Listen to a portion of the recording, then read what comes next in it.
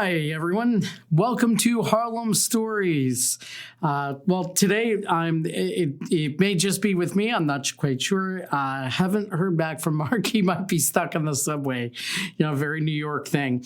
Welcome to another episode of Harlem Stories. And today I am going to be discussing getting to know Central Harlem. And you know what? There's so much to talk about. It's such a rich topic that we're going to actually break this up into a two-part episode, 2 episodes, and just a little bit of housekeeping, before I get started. Just a reminder that right now we are on a bi-weekly schedule, and, we wanted to make sure that there's some great content for you to listen to. So today, getting to know Central Harlem. I think it's important to kind of get started and discuss about the neighborhood borders. And I think a lot of people, kind of confuse Central Harlem, South Harlem, West Harlem. And so I think it's kind of important for us to discuss the border areas. Just as a reminder, I view the eastern border as Fifth Avenue, and the western border, which is going to be lined by parks, throughout all aspects of Harlem, with the exception of a few blocks here and there. But these parks and the topography and the height distance that's located within these parks, that's really the defining factor for me between Central Harlem and West Harlem. Whereas West Harlem neighborhoods are, in the heights, Morningside Heights, Hamilton Heights, and also Manhattanville, which is not as elevated, but it's part of the West Harlem neighborhoods. And you'll notice that there's parks that go, going from south to north, going along that line that really divides Central Harlem to West Harlem, and that elevation difference.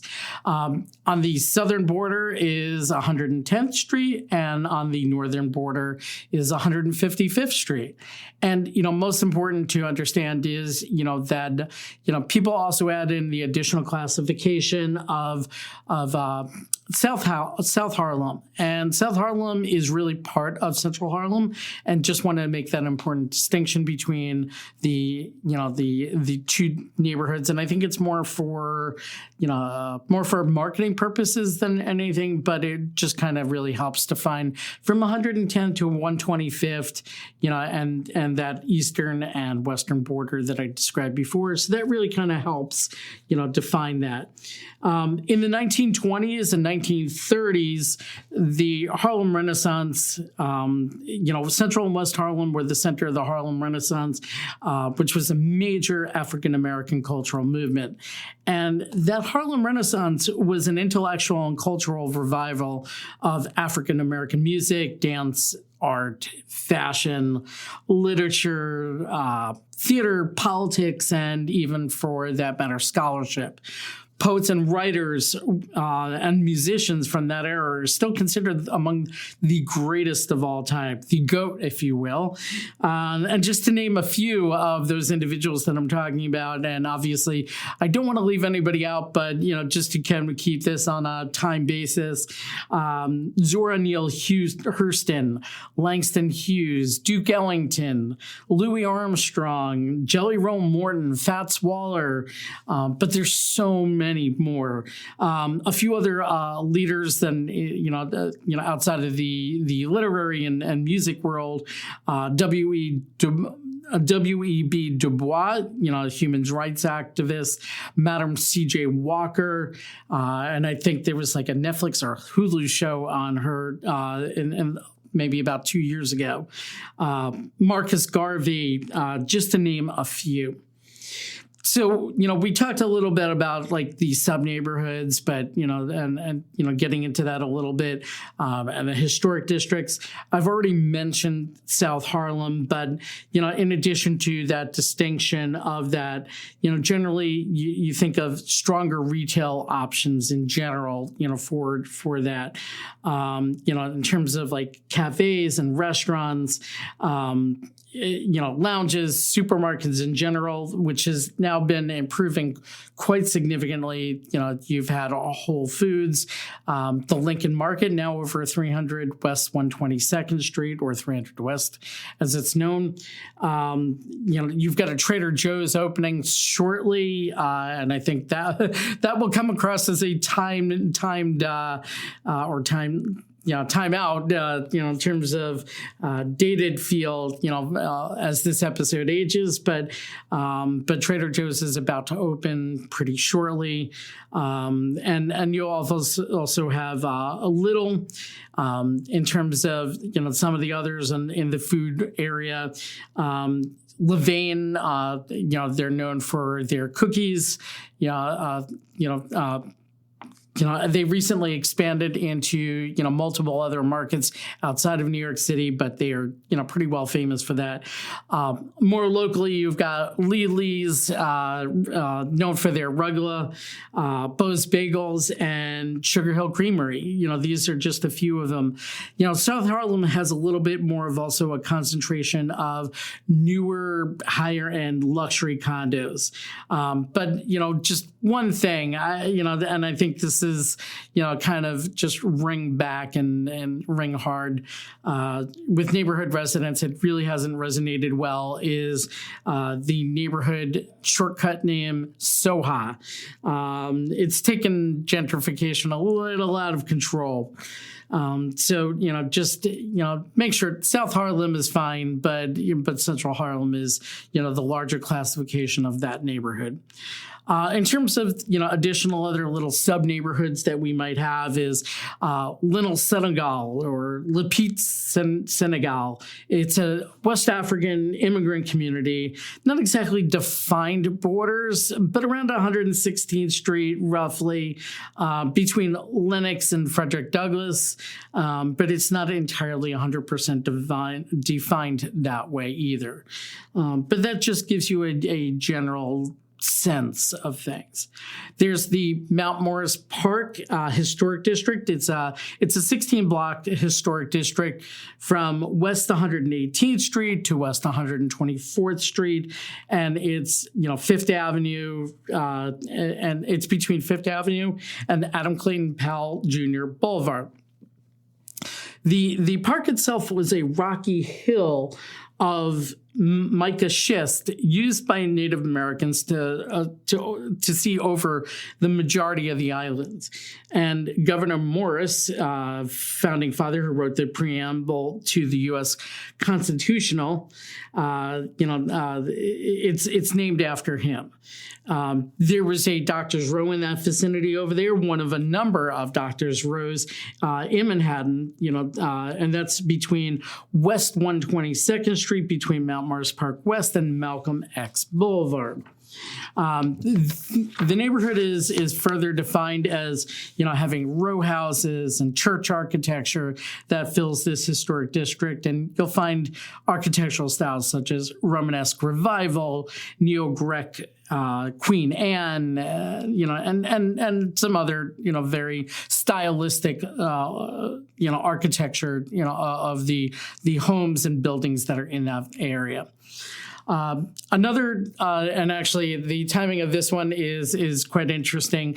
There's a book released on it, but there's Astor Row, and there's a book. I just saw a story on CNN late last night, and again, this will come across dated at a later point, but it was a book on the Astor family, and but there's a subsection of Central Harlem known as Astor Row. And Astor Row is 28 row houses. It's on the south side of West 130th Street between 5th and Lenox. The houses were designed by James Buick between 1880 and 1883 on land owned by John Jacob Astor. He had purchased it in 1884 for, I know these numbers seem crazy, but back then this was expensive. But $10,000 he had purchased, this large section of a block. So, amazing. But, the power of inflation there. Astor's grandson, William Backhouse Astor Jr., was the driving force for the development. These houses, they're really fascinating. They're 3-story brick, single-family houses, or at least that's the way that they were originally designed. And they are set back from the street with front and side yards and wooden porches. That's something you just really don't see very often in Manhattan. I know I've seen it in the northern section of Hamilton Heights, lower section of Washington Heights. And I know I've seen it down, I want to say Tribeca-ish. I've seen a few homes like that. But, having these front wooden porches, that's really a nice little touch, but something you don't really see. And this is a whole block of them. It's been a New York City landmark since August 11th, 1981. And after so many years of difficult economic circumstances, once they were landmarked, money was raised to restore the facades and to repair, upgrade internal systems. Since that point, almost all the houses have been restored, though in 2021, number 28 West 130th Street was demolished following years of degradation.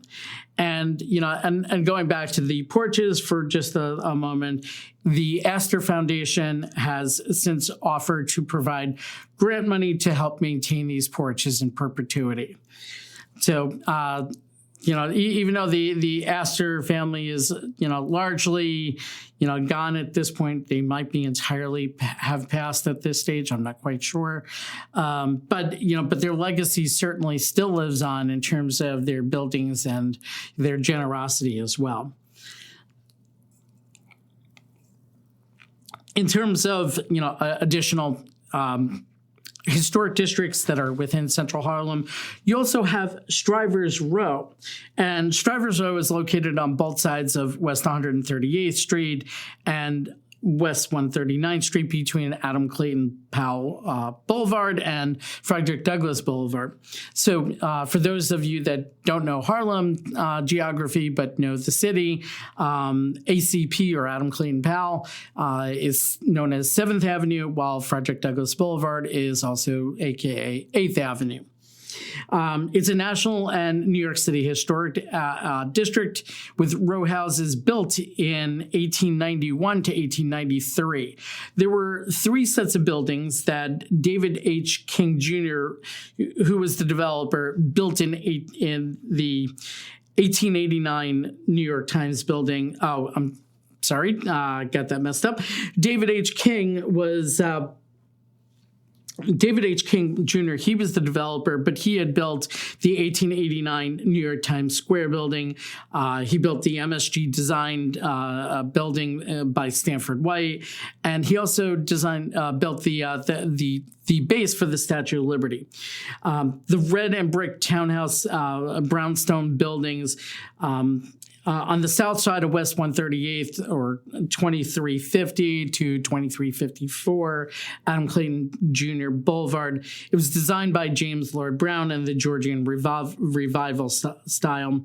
And there's a yellow brick and white limestone with terracotta trim buildings on the north side of 138th, on the south side of 139th. Known as 2360 through 2378, Adam Clayton Powell Jr. Boulevard, designed by Bryce Price and Clarence S. Luce in the Colonial Revival side.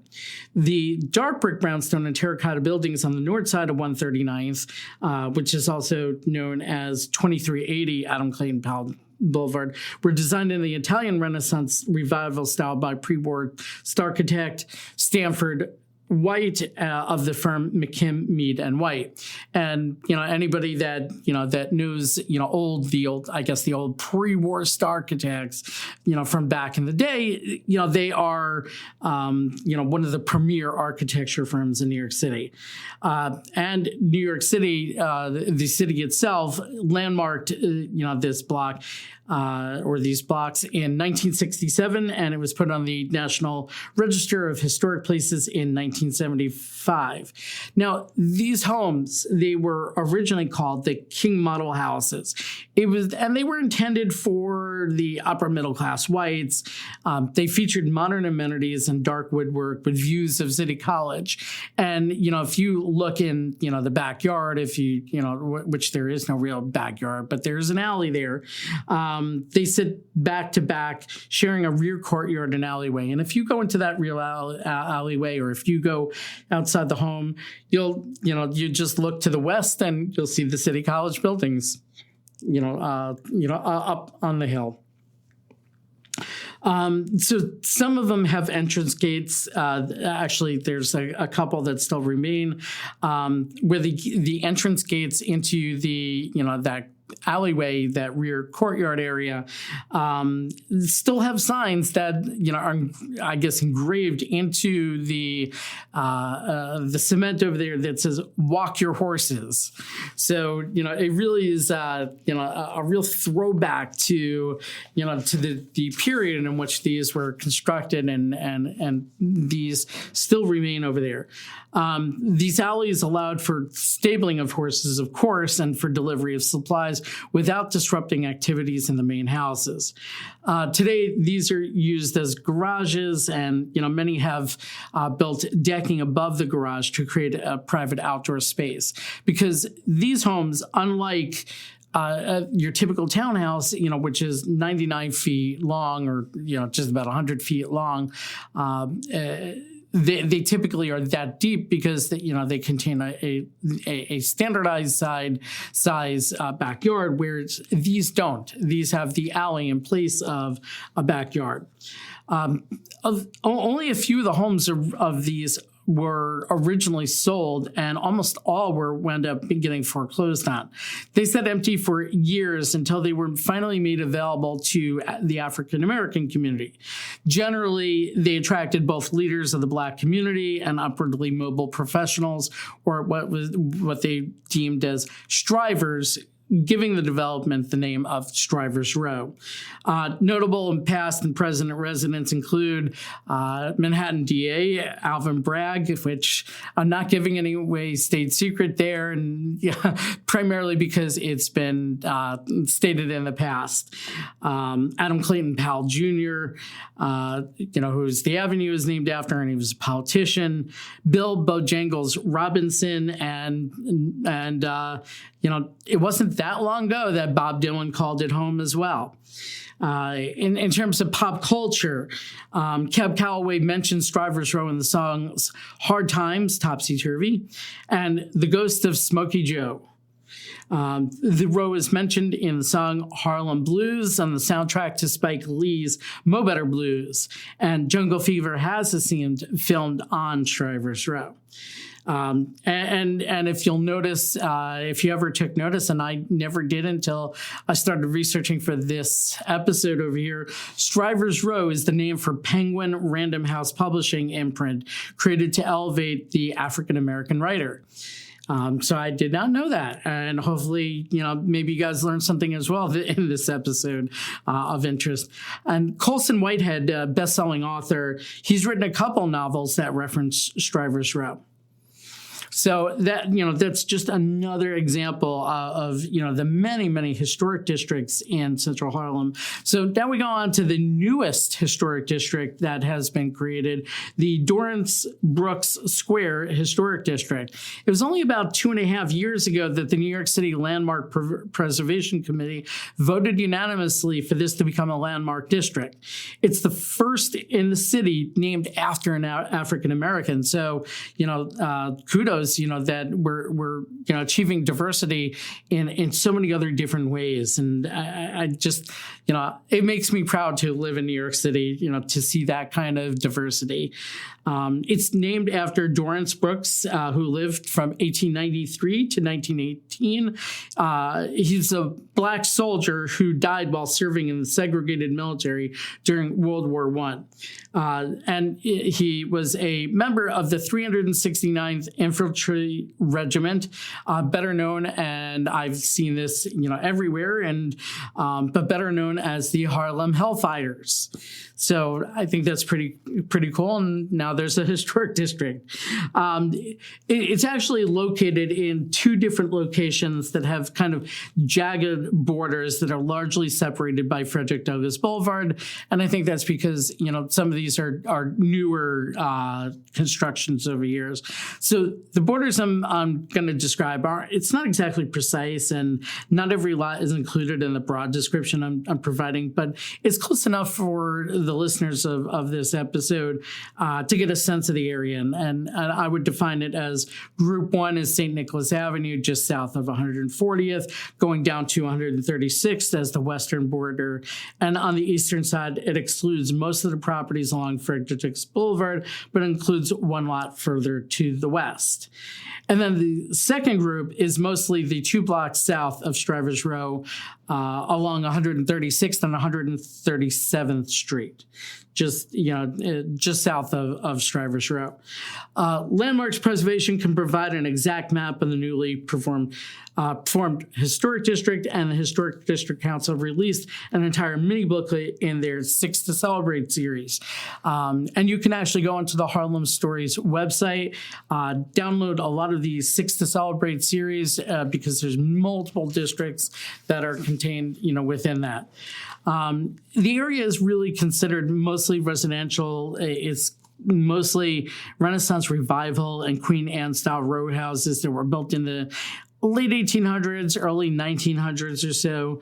And during that period, many of these buildings became medical offices, sort of like a doctor's row, which sort of makes sense too, because when you consider that Harlem Hospital is only at 135th to like 136th or so, over Atlantic. So it, just a block or two away, from this historic district. So that makes sense. In terms of, we talked about like these historic districts and these mini districts, and but now let's kind of move away and talk about an area that's always of interest to me, higher education. And there's multiple universities that or colleges that exist in this area. You've got Touro College of Osteopathic Medicine. You've got New York College of sorry, I'm not getting my words straight today, but the podiatrist school, and you have CUNY Graduate School of Public Health and Health Policy, as well as a branch of the College of New Rochelle. We have multiple parks in Central Harlem, and again, this is kind of like a recurring theme that you have throughout all these episodes. Is just that there's so much greenery in these areas.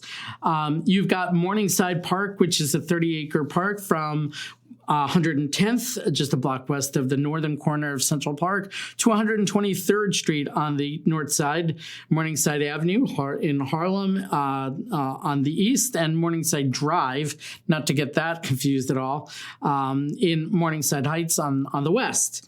And like most parks in Central Harlem, it forms the dividing line, and I mentioned this, when we opened the episode, that, there's a cliff made of Manhattan schist running throughout the park, and that's really helps define the line over here.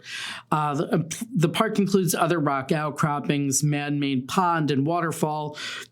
The waterfall is currently broken, but funding has recently come available to fix the waterfall and algae situation. The Morningside Park also includes multiple athletic fields, a playground, a dog run, barbecue area, and an arboretum. As is the case with so many parks in the city, Olmsted and Vox designed the park. Those names as primarily, if you're not familiar with them, from other episodes. Most people are familiar with them from designing Central Park. Today, the Large has a large and growing farmers market at the 110th Street and Morningside Avenue in Harlem on Saturdays throughout much of the year. So, that is kind of a fan favorite. You'll always see a lot of people at that farmers market. In terms of additional parks, we've got Mount Morris Park, Marcus Garvey Park, which is, depending on, which name you go by, it is the same park. Marcus Garvey Park was opened in December 1st, 1840 as Mount Morris Park by Robert H. Morris. He was the 64th mayor of New York City, according to the Marcus Garvey Park Alliance. And in 1967, the original amphitheater and recreation center were completed. And in 1968, the Harlem Cultural Festival was organized. The festival evolved into a series of 6 afternoon concerts in 1969 that became known as Black Woodstock. And I think there's like some streaming service has a documentary on this as well. I want to say it's Hulu, could be. I don't remember, but it was one of the large streaming services. But performers, from this event included Stevie Wonder, Malia Jackson, Nina Simone, The Fifth Dimension, Gladys Knight and the Pips, Sly and the Family Stone, the Staple Singers, and B.B. King. Yeah, actually, here it is. I actually did have it in my notes. So it was featured in the Oscar-winning 2021 documentary Summer of Soul, directed by Questlove. So I don't know which the Summer of Soul, which service it's streaming on, but this is the actual documentary that I had been discussing. In the 1970s, advocacy groups suggested renaming the park for Marcus Garvey, the publisher, journalist, entrepreneur, and founder of the Universal Negro Improvement Association and African Communities League.